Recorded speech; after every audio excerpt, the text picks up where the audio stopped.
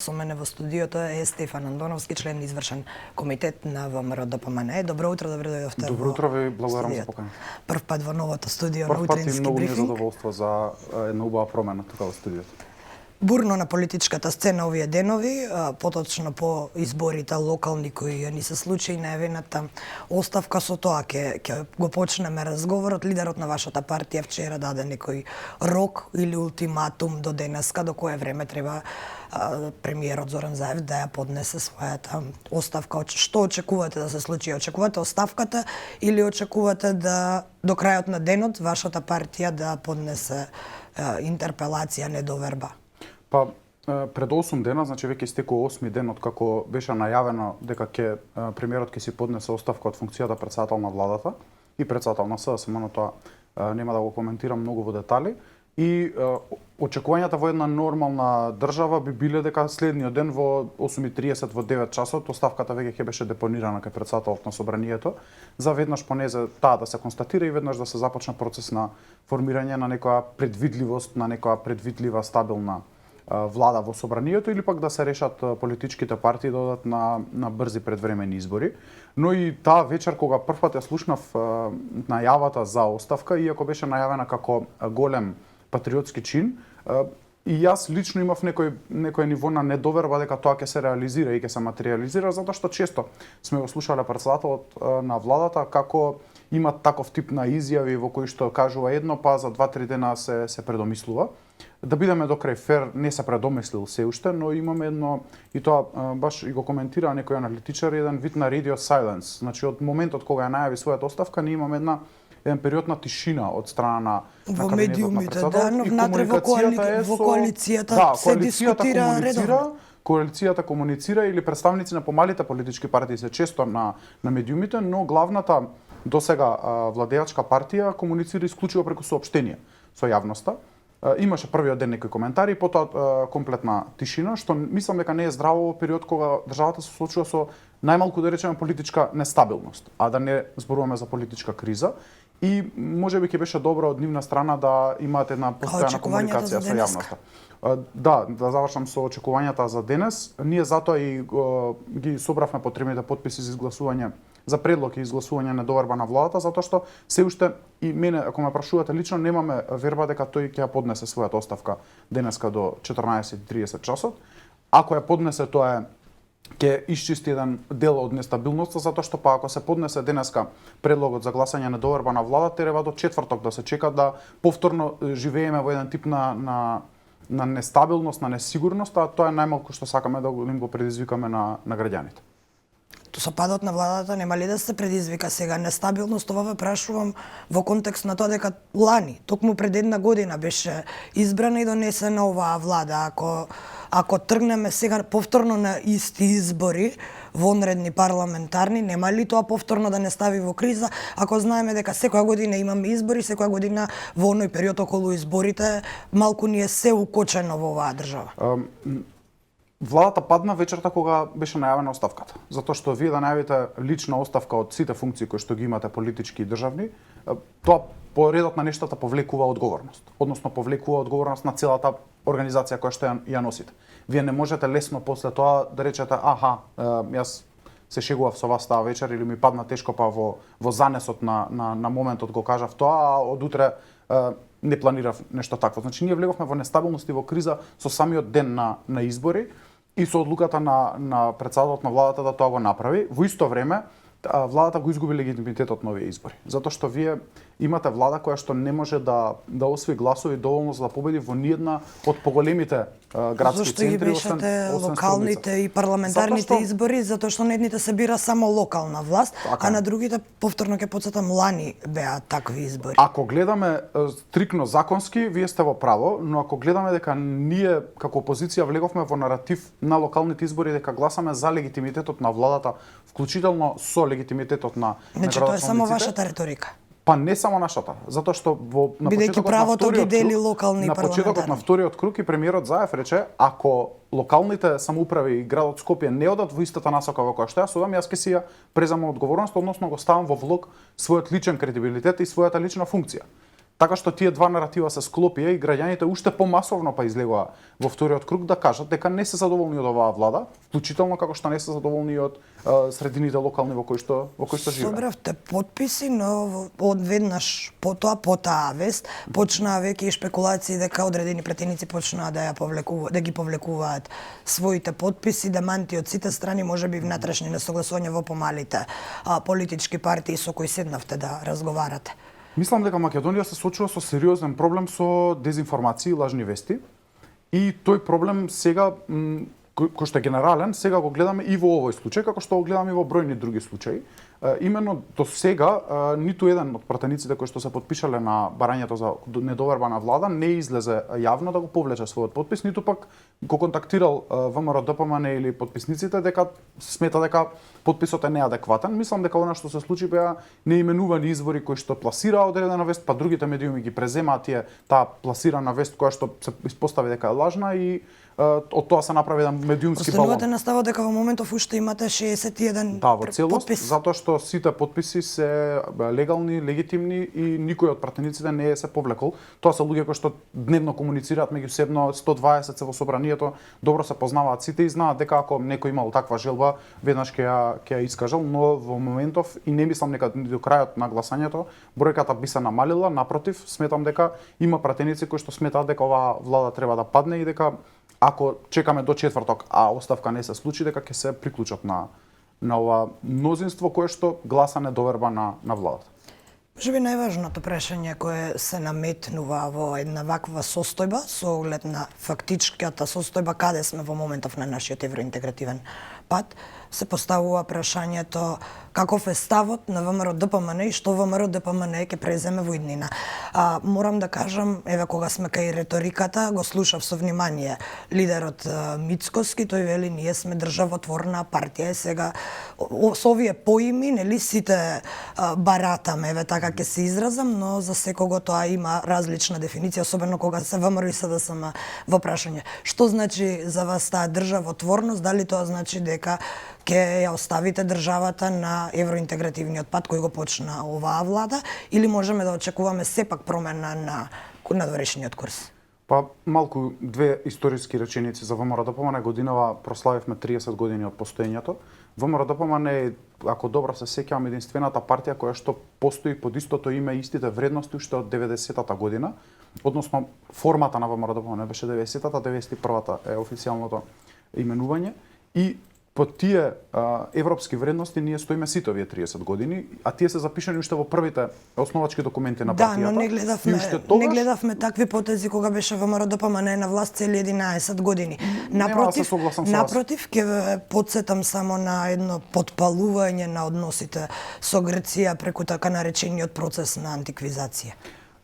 Уште еднаш реченица назад, ВМРО-ДПМН додека други партии, како што е Социјалдемократскиот сојуз, се колнеа во оставштината на комунизмот, ВМРО-ДПМН се колнеше во оставштината на европските вредности. Сега прашувам за воиднината. Сега, за да стигнам до иднината, тие наши вредности траат овие 30 години. И ниту некој од нас во извршниот комитет, ниту во раководството потесно на партијата не размислува за вртање на курсот кон некои други вредности, а тоа да не се европските вредности. И ние гледаме иднината на Република Македонија во Европската Унија како една пристојна, често знаеме да кажеме досадна демократија која што ќе граба исто како и другите европски држави напред и кон сопствениот развој. Но сето тоа треба да се случува со процес на внатрешно надградување и завршување на домашната задача. Затоа што вие не можете да одите во Брисел, во Берлин или во Париз и да се колнете во европските вредности, а дома да крадете. Не можете да одите по светските метрополи и да кажувате колку вие сте европејци, а дома да не си ги завршувате основните прашања што се однесуваат на владење на право, на добро менаџирање на европските ресурси, на европските фондови кои што ви пристигнуваат и така натаму. Така што ние веруваме во тој пакет на вредности. И дома да си ја завршиме европската задача, но и надвор да ги браниме македонските национални интереси. Што значи тоа кога се преговорите со Бугарија во прашање, ќе продолжите да преговарате или? Ми се чини дека преговорите според тој договор во кој што ние не учествувавме и сметаме и денеска, сметам и лично дека е повеќе сопка на нашиот евроинтегративен пат отколку решение на нашите проблеми, требаше да преговараат и да се договараат историчарите. Ние видовме во последните 4 години се историчарите да па мислам дека таа комисија полека го губи легитимитетот во смисла дека луѓе си даваат оставки од тие позиции, најмногу заради политичкиот притисок, но се уште сметам дека местото на научниците, на историчарите е да ја решаваат и да дискутираат за историски прашања, дека местото на политичарите е да дадат терен за политички разврски. И уште едно прашање кога е надворешната политика, а исто се однесува на односите со Грција, бидејќи ваши градоначалници дојдоа на функции, го потпишаа заклетви со старото име, реагираше и грчката страна. Што ќе се случува во иднина? Ќе го почитувате ли уставот? Ова прашувам генерално како партија, истите ваши функционери, бидејќи вчера беа сите кај лидерот на партијата. Законот за локална самоуправа препознава таква заклетва и таа беше пресликана во изјавите и тука не гледам ништо спорно, затоа што и деловникот на собранието, на пример, тоа го имам коментирано и претходно, исто така не е променет со промената на уставот, па кога се поднесуваат закони се повикуваат на деловникот на собранието на Република Македонија, не на новата придавка. Нашиот став и тука е конзистентен и јасен уште од почетокот. Не учествувавме во преговарањето. Не исклучи од дали во иднина ќе предизвикувате конфликти помеѓу Македонија и Грција или ќе водите една конструктивна политика според она што е подпишано во тој престојански договор? Наша задача да се ги браниме македонските национални интереси, како што е задача на секоја влада, секоја политичка партија во сопствената држава ги брани сопствените национални интереси. Тоа не е брусење на шахти. Македонските национални интереси не се додите и да кршите табли по држава. Македонските национални интереси дипломатија и многу преговори. Многу преговори и многу стручњаци вклучени во тие преговори, а не сами да одите во едно one man show во кое што постојано правите грешки и киксови. Широка коалиција е тема која исто така се разговара во целиот овој период. Слушнавме во изминативе неколку денови, во изминатава недела, аналитичари кои велат дека треба широка коалиција веќе еднаш за да се помирите практично и да ја доведете државата во едно ниво, до едно ниво до кое што нема да слушаме само препукување, туку ќе имаме некоја конструктивна расправа, додека другиот дел од аналитичката професорската јавност смета дека тек широка коалиција би била погубна за државата. Каков е ставот и ваш и на вашата партија? Можам да зборувам за мојот личен став, затоа што во рамки на партијата не се дискутирало ова прашање. Ние понудивме две алтернативи. Едната е да имаме брзи предвремени избори, за кои што се залагаме силно, а другата е за едно ново стабилно парламентарно мнозинство, изнедрено од овие пратеници кои што се во овој пратенички состав. Така што тие се двете алтернативи за кои што партиски се залагаме, од кои што првата ние мислиме дека подобро ќе резонира со граѓаните, ќе даде една предвидливост. Што се однесува до една широка концентрациона, ги слушам тие термини периодов, ние имаме искуство со две технички, таков тип на влади, една експертска и една широка политичка во периодот на конфликтот. Сите биле преодни и ниту една не покажала некакви резултати, за жал. Тоа е затоа што историски сме покажале дека партиите повеќе се грижат за своите партиски интереси отколку што за националните интереси. И ми се чини дека како дојде криза, така дел од аналитичарите предлагаат некој тип на преодна техничка широка влада, која што за 6 месеци кратко после тоа покажува дека немала капацитет да ги решава проблемите. Мое мислење е дека само влада со полн политички капацитет може да решава сериозни сега кога прашања. сме кај полн политички капацитет, слушам тоа е риторика на лидерот на ВМРО ДПМН, но дури и да добиете мнозинство 61 пратеник е сепак и слабо мнозинство, очекувате потоцна да нема блокади во собрание. Ова ве прашувам со оглед на тоа дека слушаме многу предомислување на ставовите на помалите политички партии, кои пак се пресудни за и било кој, или вие, или СДСМ, да формира нова коалиција. Слушнавме лидери на партии кои рекоа дека нема да коалицираат со Мицкоски, па седнаа на маса со Мицкоски. Слушнавме и од другата страна, од вашата спротивна коалиција, слични такви ставови, изјави кои подоцна се испоставија како неточни. Токму во тој контекст ве прашувам, што очекувате дури да го добиете тоа мнозинство со оглед на ваквиот пресвртлив карактер, еве ќе кажам, на партиите? Често во коментарите изминатава недела знаеа да ми кажат: добра, ако го имате мнозинството, зашто тогаш барате брзи предвремени избори? Е баш заради тоа. Затоа што според нас само брзи предвремени избори кои што ќе донесат полн легитимитет на политичките партии можат да гарантираат дека ќе имаме еден вид на стабилност, на предвидливост и на носење на крупни политички одлуки кои што ќе бидат поддржани од граѓаните, а во моментов тоа не е така. И оваа расцепканост, народно кажано, на политичката сцена, особено во собранието, може да донесе до понатамошна нестабилност. И за тоа сме свесни. И заради тоа ние повикавме да се соединиме под една платформа, а тоа е барање на недоверба на оваа влада. А понатаму во преговарањата и во коалицирањата не сме ни навлегле, значи не сме ги ни дискутирале овие прашања и не би било коректно да излеземе со но став следите кој... како се однесуваат сите останати помали политички партии кои што се свесни дека и вашата коалиција и коалицијата предводена од СДСМ зависат токму од нивните гласови, од нивните пратеници, од нивните потписи. Па еве тука ќе ги споменам БЕСА, Алијанса, Левица, од другата страна тука се ЛДП Дом и ред други партии. Точно така, најпрво ние зависиме од волјата на граѓаните и тие ги кажуваат работите кај треба да се движат и заради тоа и повикавме на тие брзи предвремени избори затоа што сметаме дека само така политичката сцена ќе биде доволно чиста да вие можете да повлечете и коалициски потези кои што имаат логика, кои што имаат легитимитет кај граѓаните. Ако вие имате сте освоиле 10.000 гласа на претходните избори, а сега сте освоиле 3 или обратно, вие и самите сте загубени во сопствениот недостаток или постоење на легитимитет.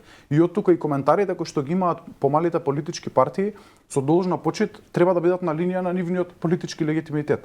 И се надевам дека во таа насока ќе се движат разговорите, да не ни се случи блокада само заради блокирање. Тука да имаме како што ни се случува цело време. Конструктивност од сите страни. Па за жал, вие очекувате конструктивност дури да одиме на избори, дури кога ќе се пребројуваат после сите, тоа е политички пазар.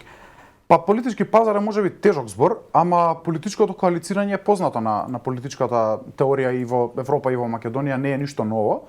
И од тука добро е да имате полн легитимитет од граѓаните, да имате X број на пратеници, па вие потоа со тој X број на пратеници можете да дискутирате. Но во момент кога во една иста политичка коалиција излегуваат на избори 4 различни групации, од кои што едната цело време ја спомнувам, излезе одлучно за промени, со таков слоган, одлучно за промени, не одлучно за истиот тип на владење, а е дел од владината коалиција, вие посекако имате ситуација во која што имате дивергентни ставови во рамки на една иста коалиција. Кога е таква состојбата, а веќе сте имали избори кои што покажале друг тип на политички легитимитет. Добро, СДСМ има една доблест како партија, тоа е да си ја признае грешката.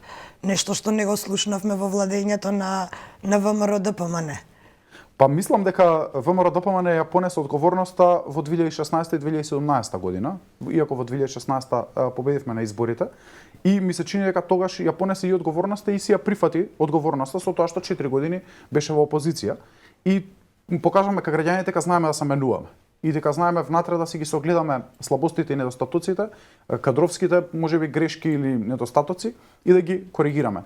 Кога заврши тој процес на внатрешна реорганизација, да речеме, или реформирање на партијата, тоа ефектот тој процес е завршен со овие избори и ефектот се виден, баш на изборите се виден. Пранешниот премиер и лидер на партијата има удел во тој процес? Не, ниту има удел, ниту е веќе, знаете, го користеа новинарите тој термин почесен председател. Дали се уште го слушате почесниот председател?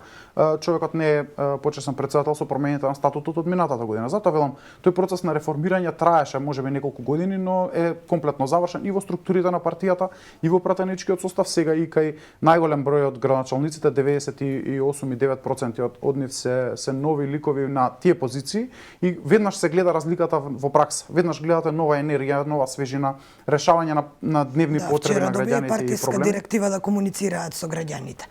Нешто што исто така е дел од промените во Тоа треба да се случува, дека мора да комуницирате постојано со граѓаните, најдобро е да бидете постојано на терен.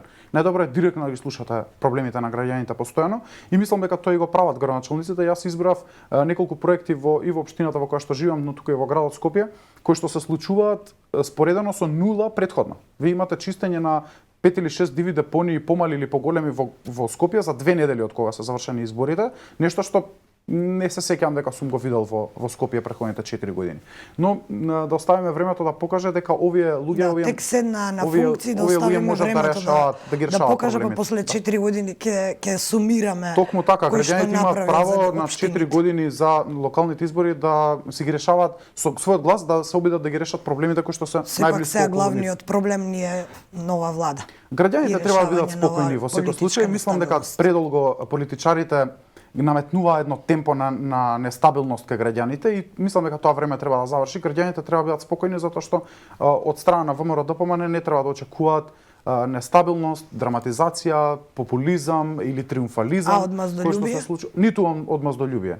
Неколку пати сум повторил. Одговорност мора да има за криминал, но секаде каде што тој ќе биде докажан. А одговорност само заради реваншизам, тоа не треба да постои. Андоновски, пред да ви се заблагодарам, колегата Александар има прашање, ако добро разбрав. Еве јас да се надобрзам на разговорот, го слушав за цело време, велите дека потребно е да добиете легитимитет, односно на нови избори да бидат легитимирани X број на пратеници. Вие и сега имате X број пратеници легитимирани на изборите претходната година. Зошто имате потреба повторно да се легитимирате?